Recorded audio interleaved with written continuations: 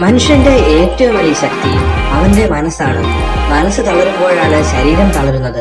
എന്തൊക്കെ സംഭവിച്ചാലും ഉറച്ച മനസ്സോട് നേരിടാൻ സാധിക്കണം. വിജയത്തിന്റെ പാത പൂക്കൾ ധരിച്ചതല്ല, മുള്ളുകൾ നിറഞ്ഞതാണ്. തേനീച്ചയുടെ കുത്തേൽക്കാതെ തേനെടുക്കാനാവാത്തതുപോലെ പ്രയാസങ്ങളെ മറികടക്കാതെ ലക്ഷ്യത്തിലെത്താനാണ്.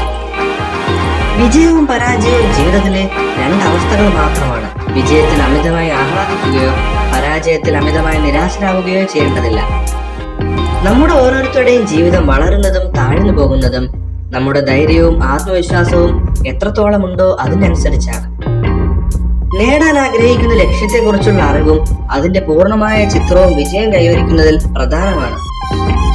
ജീവിതം എത്ര ആർഭാടങ്ങൾ കൊണ്ട് സുന്ദരമാക്കിയാലും സ്വഭാവം നന്നാവാതെ അതിന് ഒരു വിലയും ഉണ്ടാവില്ല. വെറുപ്പ്, അത്യാഗ്രഹം, അറിവില്ലായ്മ എന്നിവയിൽ നിന്ന് ദുഃഖങ്ങളും ദുരിതങ്ങളും മാത്രം ഉണ്ടാകും.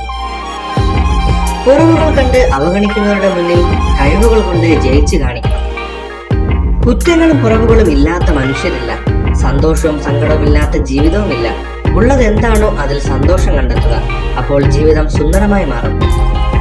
മറ്റുള്ളവരെ വേദനിപ്പിക്കാതെ സമ്പാദിച്ചുകൊണ്ട് ജീവിക്കുന്നവർ അനുഗ്രഹീതരാണ്. നമ്മുടെ മോശപ്പെട്ട സമയം നമുക്ക് ചുറ്റുമുള്ളവരെ മനസ്സിലാക്കാനുള്ള ശരിയായ സമയം കൂടിയാണ്. വലിയ പരാജയങ്ങൾ സ്വീകരിക്കാൻ ധൈര്യപ്പെടുന്നവർക്ക് മാത്രമേ ഏറ്റവും മികച്ച നേട്ടങ്ങൾ കൈവരിക്കാൻ കഴിയൂ. നിങ്ങളുടെ സമ്മതമില്ലാതെ ആർക്കും നിങ്ങളെ വില കുറച്ച് കാണാൻ കഴിയില്ല. എല്ലായിടത്തും ആത്മസംയമനം പാലിക്കുക. ബഹുമാനം നിങ്ങളെ തേടിയെത്തും. എല്ലാം ഒരു കാരണത്താലാണ് സംഭവിക്കുന്നത്. ശാന്തത പാലിക്കുക. അതിനെ ചോദ്യം ചെയ്യരുത്. നല്ലതിനെന്ന് ഉറച്ചു വിശ്വസിക്കുക. നിങ്ങൾക്ക് വിജയിക്കാനുള്ള ഏറ്റവും എളുപ്പ വഴി സംസാരിക്കുന്നത് നിർത്തി പ്രവർത്തിക്കാൻ തുടങ്ങുക എന്നത് മാത്രമാണ്. ഒരു സ്ത്രീ ഒരു പുരുഷനെ വെറുക്കപ്പെടാനുള്ള ഏറ്റവും പ്രധാനപ്പെട്ട കാരണം അവളുടെ മനസ്സ് തകർക്കപ്പെട്ടു എന്നതിനാലാണ്. അന്ധകാരത്തിലെ ഇരുട്ടിനെ പുറത്താക്കാൻ കഴിയില്ല. വെളിച്ചത്തിന് മാത്രമേ അത് ചെയ്യാൻ കഴിയൂ.